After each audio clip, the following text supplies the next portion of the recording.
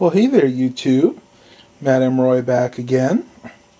This is going to be a quick review of my new Dell Latitude E6510. You guys saw this computer if you saw my video yesterday. Pickups from February, see, that would be the 23rd. This is going to be a quick review. I'll tell you a little bit of what I'm deciding to do with this. And without further ado, let's get started. Again, this is a Latitude E6510. It is running Windows 7 right now. You can see I'm actually installing some updates. Let's go into Properties, and I'll show you guys exactly what this computer has in it for specs. It has a Intel Core i5 M520 CPU running at 2.4 gigahertz native. I heard this will turbo cache up to 3 gigahertz though when the power is needed. 4 gigabytes of RAM. Go into the Windows experience. You can see that the processor gets a 6.8, memory of 5.9. The graphics get a 5.0 and a 5.9. And the hard drive, of course, gets a 5.9. The only thing I have done with this so far is I did replace the hard drive. It came with a very slow and very worn out 250 gigabyte Seagate drive, which, let me see if I have it here. This is it right here. It's a Seagate Momentous 7200 RPM drive, 250 gigabytes. It was very slow and very noisy. Sorry about the interruption, guys. My cat was howling in the background. I want to make sure he was okay. So let's get back to this. The graphics are fairly good in here, and I'll show you what card it is. Remember, this is a business class laptop, so it's going to have a business class pretty much everything. And the video card is no exception. It is an NVIDIA NVS 3100M card. This is a Quadra card.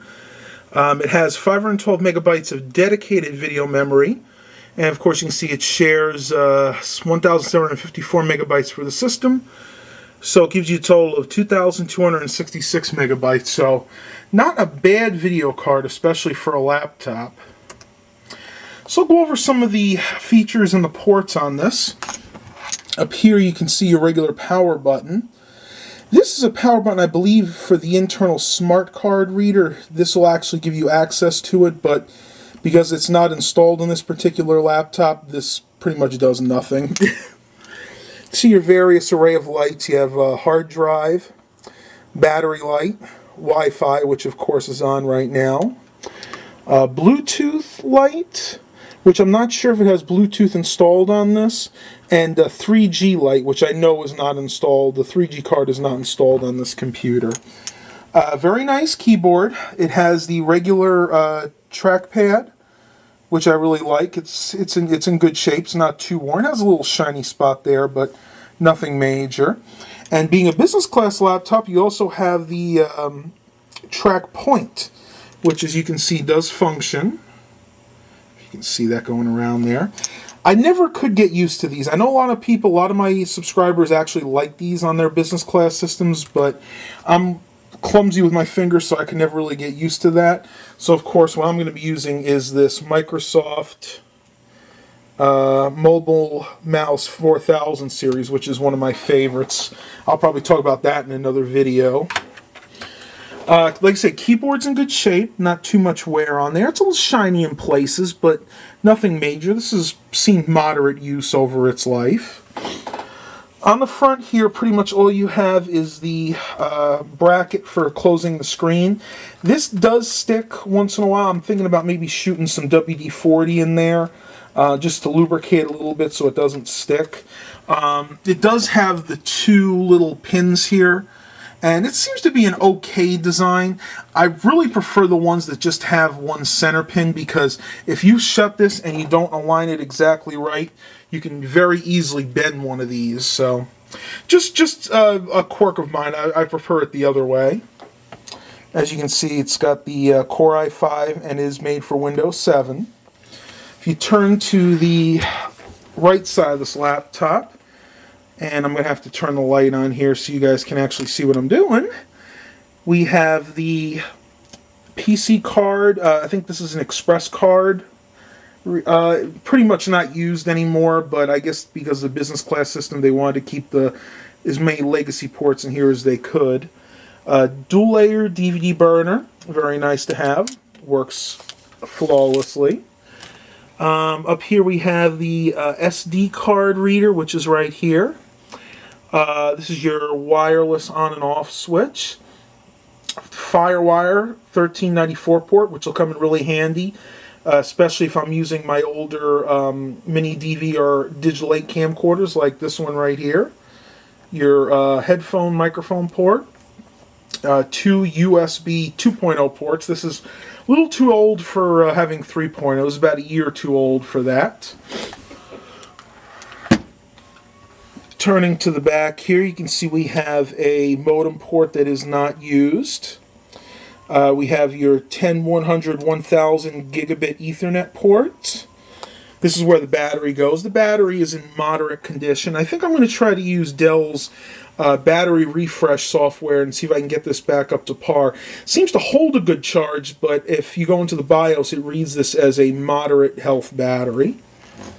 Over here we have the standard VGA port, and then of course your Dell power port, which is pretty much standard. I'm actually using a power supply that came from an old Dell Inspiron 6000 series system. They never really changed those power adapters.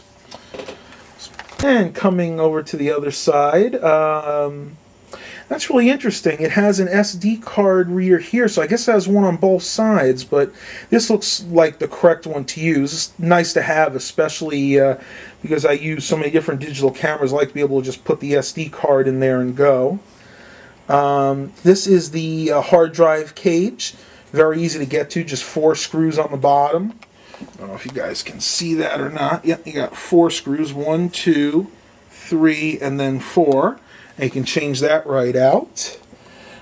This one is the optional smart card reader. Again, this does not have that installed because I guess whoever had it for the business just wasn't going to use that feature. I don't care, I probably never will. Just ventilation here. This does run fairly cool because it is an i5. It's not like my other i7, which I had to have on a chill pad all the time or it would literally cook itself.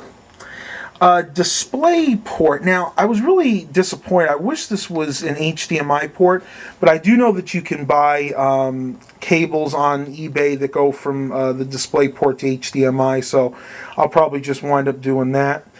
And last but not least, you have 2 more USB 2.0 ports, and the bottom one right there, I believe, is an eSATA USB combo port. And the one last thing I forgot to show you, this model does have the built-in webcam, of which I have not actually tested it yet. I mean, it looks to be in good shape, but you never know. Alright, so I'm coming to the part that you've probably been waiting for. What did I actually pay for this? Well, I got it off of Craigslist, and I wound up giving $70 for it. That's right, $70. Now, it did not come with the charger. The gentleman the story is he had gotten a new laptop for his birthday, and he had lost the charger to this about 2-3 months earlier, and he was bumming his roommate's charger off. So, all in all, not a bad system. Well, that's going to conclude the quick review of the Dell Latitude E6510. Hope you guys enjoyed this video. Please remember to like and subscribe. And as always, have a blessed day, everybody.